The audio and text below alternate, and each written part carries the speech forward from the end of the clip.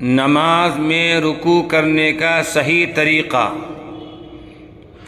اللہ کے نبی جناب رسول اللہ صلی اللہ علیہ وسلم نے امت کو جو نماز کا طریقہ سکھایا ہے، وہ طریقہ نماز کے تمام رکن میں اطمینان، وقار، جس کو تعدیل ارکان کہتے ہیں، ٹھہر کر اطمینان کے ساتھ ہر رکن کو ادا کیا جائے۔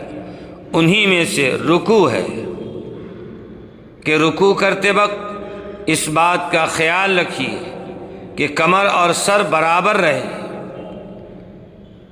سر نہ کمر سے اونچا رہے نہ نیچا رہے، اور دونوں ہاتھ پسلیوں سے علیحدہ رہیں، گھٹنوں کو ہاتھوں سے مضبوط پکڑ لیجیے، اور 3 بار کم از کم اطمینان اور وقار سے سبحان ربی العظیم، سبحان ربی العظیم، سبحان ربی العظیم پڑھیے۔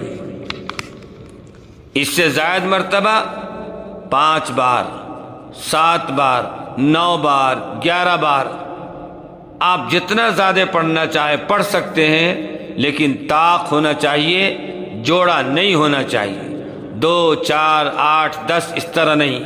اللہ طاق ہے اور اللہ طاق کو پسند فرماتا ہے۔